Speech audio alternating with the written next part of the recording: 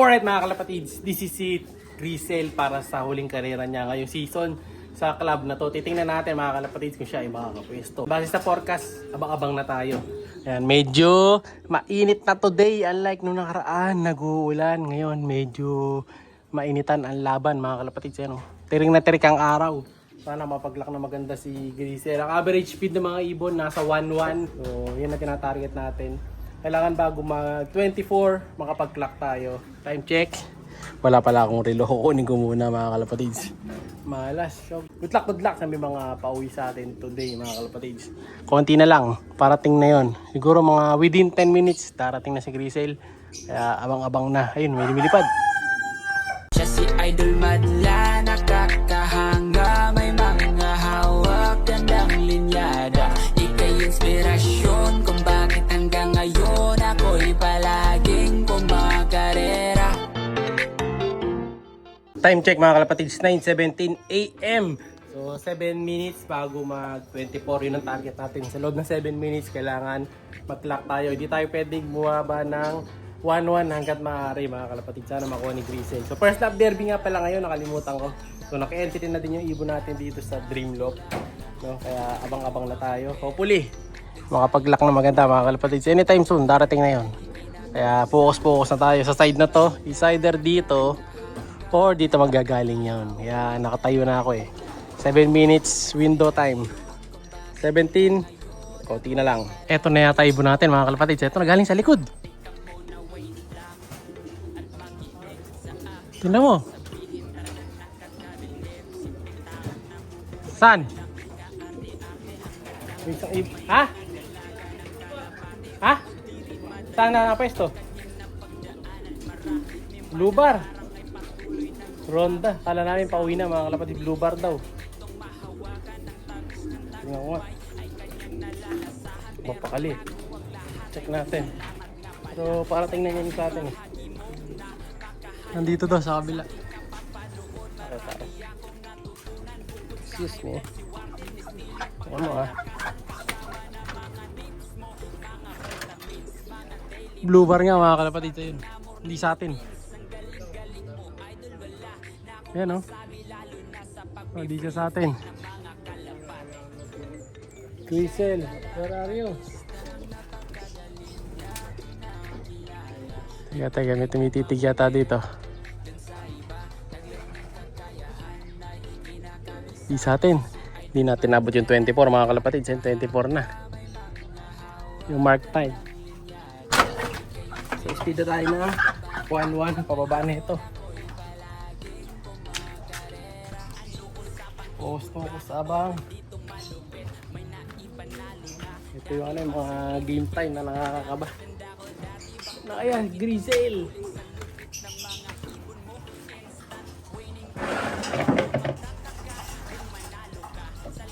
.38 yung susunod na mark natin mga kalapatids. Kung saan i-speed tayo ng 1,000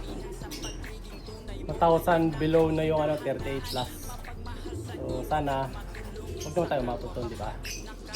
Ayan, kailangan makabilis pa rin si Grisel today. Kaya lang kasi sabihin mo daw medyo naglulugon daw. Pero tingnan natin mamaya pag uwi niya. Time check 25. Eto na si Grisel. Ayan, ang tulis na landing. Ikot. Sige. Boy, galingan mo. Landing. Dahan. Sige. Ops. Ops. Uy! Landing board. Dahan. Nagugulat. Sige. Pasok. Sige. Oops. Sa butas pa. Tulak. Alright. Sepaklak mo. Ito. Klak natin. Dahan. Chill lang. Hey boy. New clacking na to. 69 20 59 05. Yun, clock na. 1,055. 1,055 na lang speed natin. Mga kalapatid, check natin kung magpapakailan tayo mamaya. Pero mabilis pa rin naman. Nakuha natin yung isang target natin, yung bago mag 36 ba yun? 38? Nakalimutan ko, sinabi ko kanina. Pero di bale, at least may isa na tayo. Last one bird sa taas. Focus tayo sa abangan sa taas mga kalapatid, saka sa CCTV ngayon. Kung darating na siya. No? Time check. 9:30 AM. Ay, punta natin si Grisel pala. Dahil kadarating niya. Siyempre, pagdating ni Grisel, inumin na kagad ang sasalubong natin dyan. Bigyan natin ng electrolytes. Malayo din pinagdaan nito, mga kalapatids. 2 hours plus na liparan. Kukunin na ni Madla 2. So, susubukan ng Ideal. So, may nag-chat nga sa akin, ano daw ba yung magandang bigay, Ideal or yung Victory. So, parehas lang. So, depende sa budget. So, pag marami akong budget, yung Ideal ginagamit ko. Pag walang budget, yung Victory lang. Ngayon, Victory lang to. Kasi nga, low budget tayo. Ayan, sarap mo na yung Madla 2. Alright. So, si Grisel, ayan na. Inom na, boy. Hey, girl. Ayan, sige, inom. Ayan. Para ma-replenish. Yung walang electrolyte. Kay Grisel, ayan o. Lumipat pa. Nakita nyo yung kulay niya?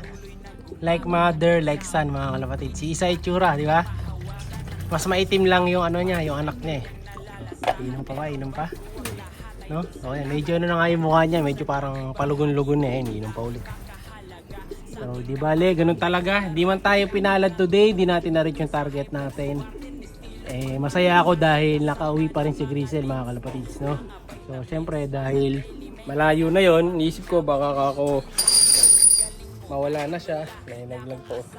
No? Kasi nga, mabilis siya. Kapag mabilis kasi, madalas, eh, pag lumalayo, medyo nagiging risky. Pero siya, kaya nakita niya sa atin na kaya pa rin niya umuwi. So, ito yung anak niya, nakakamukha niya. Diba? Ko-compare natin. Saan ba? Ito, lilipat ko na sa pliers to sa likod eh. Pinapahinga ko lang dito dahil syempre nga, di ba, nire-recover natin siya. Ayan o. Ang ganda na, mga kalapatids. Like mother, like son ba to o like daughter? Parang like mother, like daughter, mga kalapatids eh. Grisel na Grisel. So, katabi niya dito, yung tatay ni Pencil, tatay overall.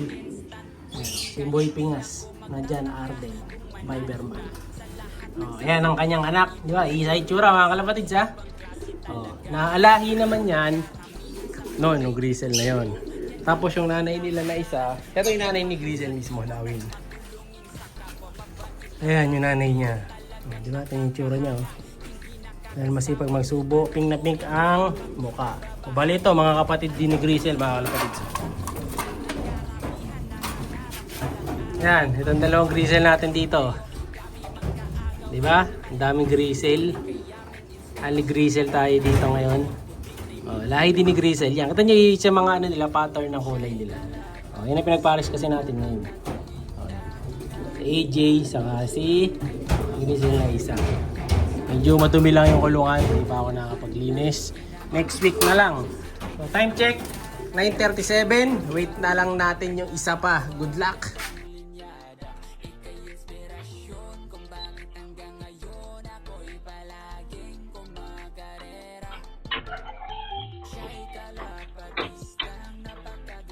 Alright mga kalapatid, si Checkered nakauwi na rin, naklak na rin natin yan. Ganda naging clacking na itong ibon natin na to. So dati laging halos pa-cut off na uwi niya. Pero ngayon mabilis-bilis para sa first lap derby. Tingnan natin ano magiging laban niya. No? Tingnan natin, abangan natin yung magiging resulta. Ngayon, yung mga kasama niya dito, ligo-ligo muna sila yan. With oregano. Yan. Pati yung mga ibang ibon natin dito, ligo muna ngayon. Araw ng Sunday. Yan. Para may mas masan sila sa sobrang init na panahon. Yan yung mga young birds natin. Ang dami dyan. No? And then may kukunin din ako dalawang ibon dito. May check tayo. Abangan nyo mga kalapatids. Yung kukunin kong dalawang ibon dyan, lalagay natin dun sa Stockbird. Bye! Siya'y kalapatistang napakagaling na kinakilala.